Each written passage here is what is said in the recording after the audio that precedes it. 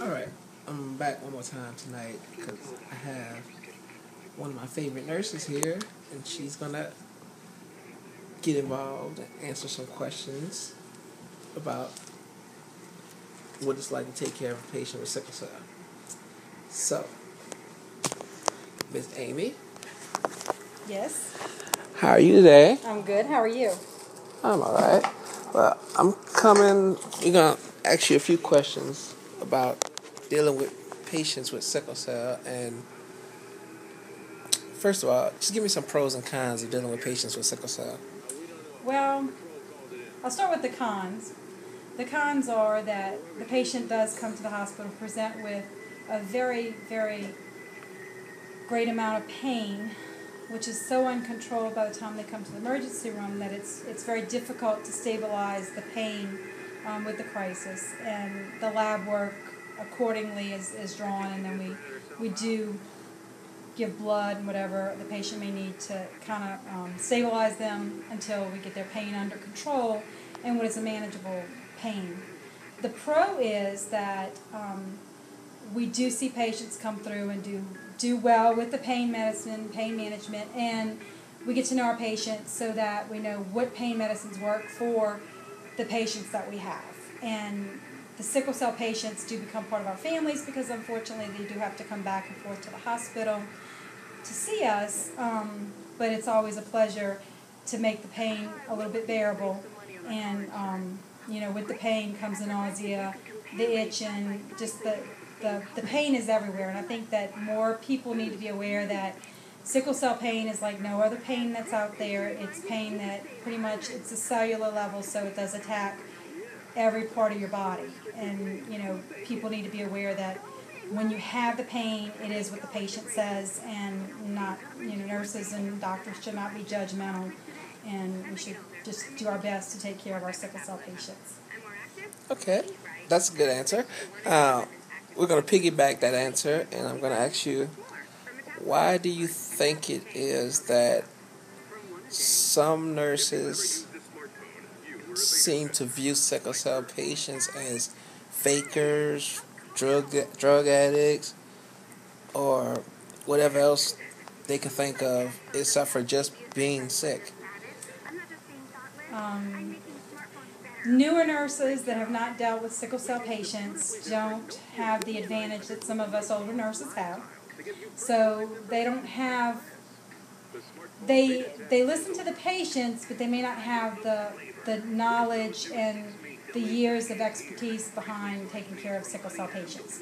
Sickle cell patients are very individualized. I take care of several different ones, and each one has a different pain management that works for them when they're in the hospital.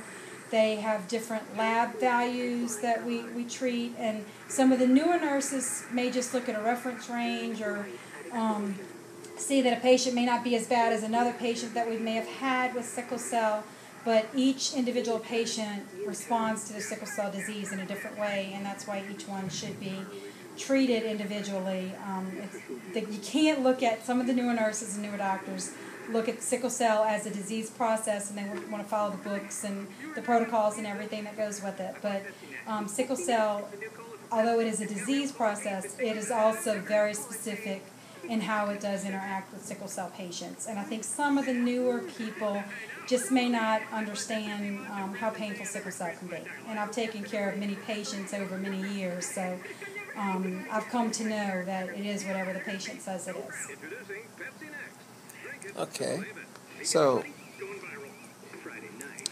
tell me what you think we can do to bring forth more awareness to not only people, but doctors, nurses, to let them know that sickle cell really isn't a joke. And even though it's not like a widespread, everybody in America knows about it, it really needs to be known about. And tell me, how can we go about getting that out there to people? Well, I think that you are definitely helping with that, and I'm proud of you for doing this blog. And I do encourage patients to get as active as you can. We have posted different little notes about sickle cell, and to help kind of just have it sitting around for some of the other nurses to sit and look at. it just involves so much of the body, and getting the message out there. Who's the pro football player that has sickle cell that can't handle the high altitude? Ryan Clark. Okay.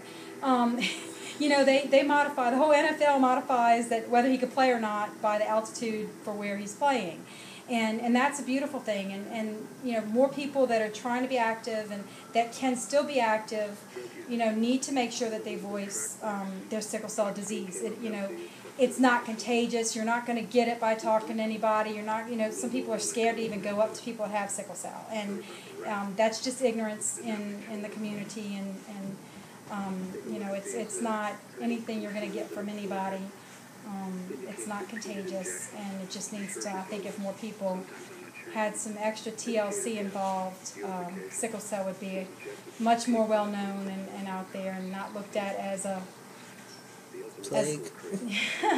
It's very real. Sickle cell is real, and sickle cell pain, sickle cell crisis are very, very real, and each individual patient, that's the main thing to remember, is that each individual patient has their different needs for their sickle cell disease process. And not every new nurse that comes out of nursing school is going to have that knowledge, and I try to make sure that I do educate the nurses that are coming up about sickle cell every chance I can, because I think it's very, very important.